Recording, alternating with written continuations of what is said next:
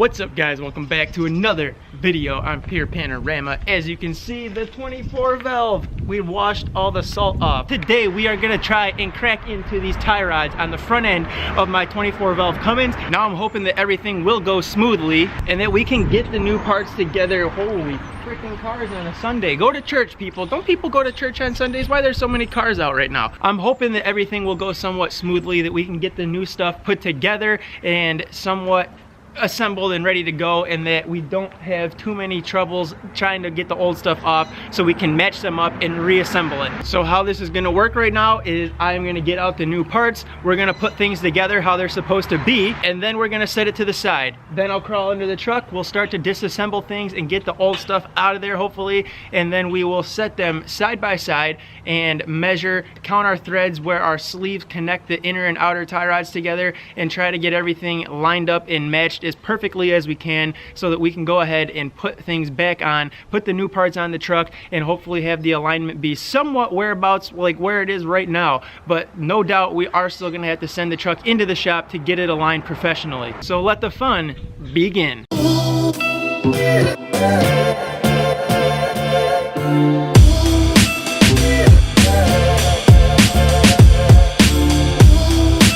So what I'm gonna do right now is count how many threads I have showing on each one of these tie rods that go into the sleeve. So we're gonna count the number of threads up until the point of where the sleeve begins, and then we're gonna go and match that up on this same corresponding piece that we have in the garage that we just started to put together. That should give us about the same length for that total piece.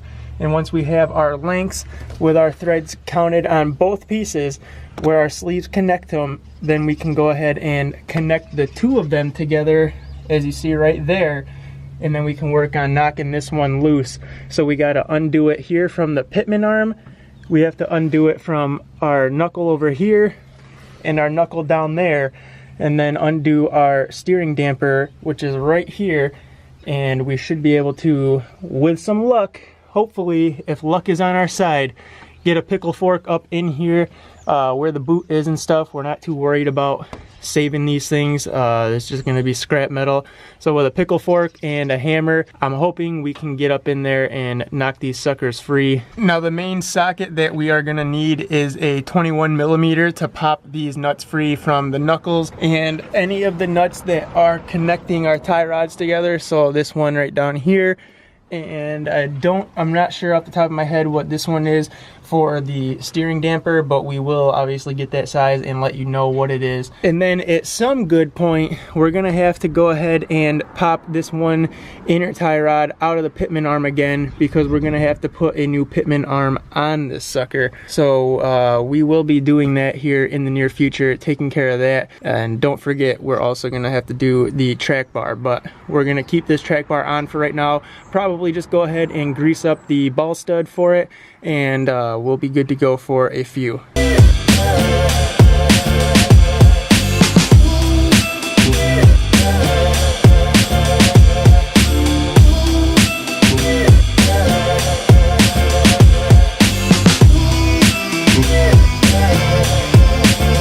So we got our parts in the garage already all counted out with our adjuster sleeves, and it should be good to go. I'm not going to connect the two like you see done right here just yet, because I want to crack these things loose in here and see how it goes knocking these off. So right now we're going to go ahead with a 21mm. We're going to crack these free and see what we can do to get it all separated. Can't get the impact down in there, so we're going to have to go with the old breaker bar and a cheater pipe. And unfortunately, it looks like I'm gonna need a deep well 21mm, and I don't know if I have that here at the house. Alright, so a quick run to Home Depot, which by the way is not really a quick run because the closest one to me is 20 to 25 minutes away, but nonetheless we did get there. We got the new socket that we need, and we should be good to go and break these things apart. I also did grab a little something else, so hopefully we can squeak the impact wrench down in there now and break them free a little quicker than having to use a cheater bar with the breaker bar. Also had a good little visit. Did I just squeak, bro? Am I puberty? What? I thought I was past you. But anyways, I did have a good little visit with my mom, so she came over to see the kids and visit and all that stuff. She just took off and we're gonna get back to work, so let's go. So we got the 1/2 inch to 3/8 adapter. We got a fire going on down the road, and we also got a 1/2 inch universal impact ball joint thing, so we can go ahead and stick this into our 1/2 inch sockets and get a little bit of angle and stuff. So hopefully that'll give us enough angle to get the impact in here. I probably maybe should have picked up an extension too, but I think we'll be okay. This hopefully will work. If not, breaker bar it is. Oh yeah, that is what I'm talking about. We got the impact on here with this little nifty gadget. Only thing is it is pretty close to the flipping wheel.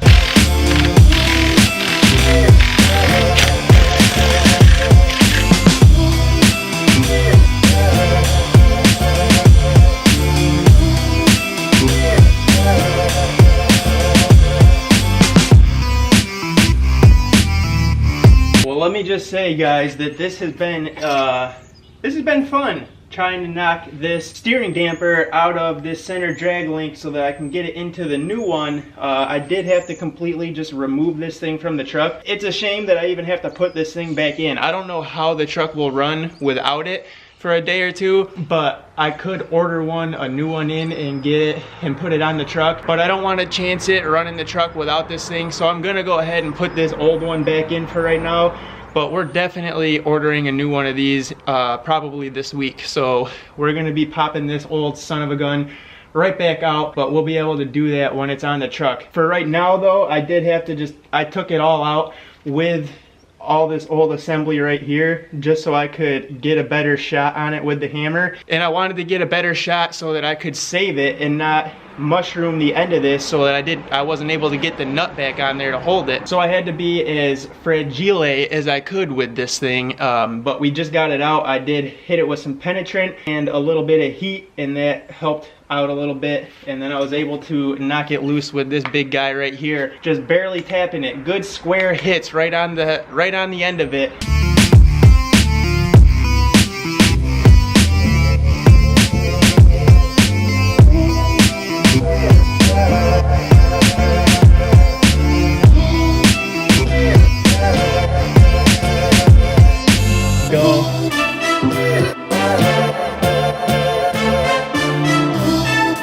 So the torque specs on all this are as follows. Where the tie rod meets the knuckle here, you got 65 foot-pounds. The tie rod to tie rod end sleeves, which are those right there, those would be 40 foot-pounds. Your center link ball stud to this outer tie rod right here would be 65 foot-pounds. The bolt right here that holds your steering damper to the front axle would be 65 foot-pounds if you have an E-coat frame, 50 foot-pounds with a wax coat frame. Now I'm not gonna lie, I have no clue what the difference is, so if any of you do know what that is, leave that in the comment section so we all can know and learn about that. I'm just gonna go with the 65 foot-pounds because, well, I don't want it to fall out. Even though it's only gonna be in there for a day or two, a couple days, probably like 2 to 3 days. This has gotta be like the original steering damper. It still has the flipping Chrysler logo on it, man. That right there, where the steering damper goes into the center link, gets torqued down to 50 foot-pounds. And the pitman arm to the center link is the same 65 foot-pounds as what these ends are at the knuckle. And there you go, that's all your torque specs. We have new inner and outer tie rods, new center link, all that good stuff,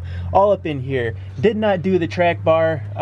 This track bar on the truck, like I said, is still good, and we have different plans for the track bar on this truck. So when I make a move on that track bar, I will have a brand new one sitting here at the house. We'll figure out something to do with that.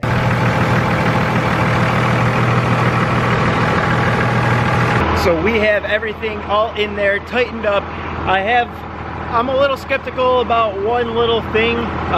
For whatever reason, I feel like the driver's side outer tie rod, it's tightened down and it is torqued down pretty damn tight, but I feel like there should be more stud showing, and like it didn't seat in there maybe 100%. But nonetheless, I'm gonna see if I can't get the truck in tomorrow while I'm out at work, see if we can get the alignment done and have them, they'll look it all over obviously when they're doing the alignment. and we definitely need to get the alignment done because the wheel is cocked to the right just a little bit. It wasn't too bad, but then I pulled things back apart for a second and was just messing around, and then it got a little screwed up. But we are gonna, it's not a big deal because the truck's gonna have to get aligned anyways. It needed to be aligned before I did any of this anyways. So we got all the tie rod stuff on there. We got to get a new steering damper, steering stabilizer, and get an alignment done. So the alignment can't wait. We got to get that done as soon as possible, and then we will go ahead and put the steering stabilizer on. When we get that, I'm going to order one online and have it sent to the house. Right now, let's go take the truck for a ride and just see how the steering is. I can already tell a huge difference just from doing this right here. Before, I would have a little bit of slop in the wheel and it wouldn't rock the truck. Now it is tight as can be. So I definitely needed to do these tie rods. I don't think they were horrible, but they were bad enough to the point where we were starting to get a little bit of sloppy wheel. But this is, right now, that's how my wheel is. It's pretty far off, but it is, all things considered, not that bad. So before, it was actually sitting like this. It really wasn't ever that straight. So now it's just a little bit more to the right. No big deal. That'll all get straightened out and fixed at the alignment shop. So we can get that done, like I said, hopefully tomorrow, maybe, if somebody can get me in. If not, then as soon as they can get the truck in, we're gonna get that done and taken care of. All right, yeah, the wheel is definitely, now that we're driving, it is basically turned so much more to the right. So we look at that, man, that is horrible. And we counted our threads, we measured everything out, so that, I don't think that old trick really works. And no matter what, it gets the tie rods and stuff as close to what they were when they came off the truck. But no matter what, the truck's got to go to the shop and get an alignment, and that goes probably for anybody who does this to their truck. So if you look at how far compressed that little boot is on this tie rod end, and then we come over here to the passenger side and you look at how crunched up that one is, the one on the driver's side just isn't compressed as much. So it just has me thinking, and I might be overthinking things, because that sucker is wrenched down very tightly, and I hit it with the impact and made sure it was down pretty tight. So it's definitely over torqued compared to what it's supposed to be.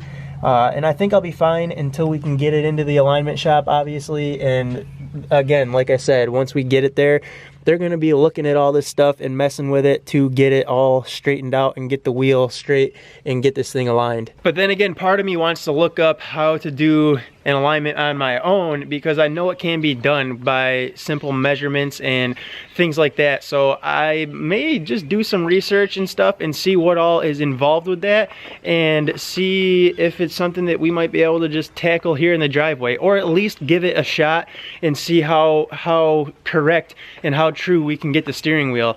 If we can give it a shot here in the driveway and get that steering wheel somewhat straight and true to what it needs to be, and it's pretty accurate, then there we go. We figured out how to do an alignment on our own. We learned something, and we can share that knowledge with all of you. So I'm gonna look that up and see if it's something that might possibly be able to be done here in the driveway. But I don't know. It probably, in the end, is gonna go to the shop and have it professionally done, just because it's easier and I don't have to worry about messing with it. That's gonna do it for this video, though. I hope you guys enjoyed that little install of these tie rod ends and center link and all that good stuff. I know I'm enjoying how responsive and how tight the steering is at this point now.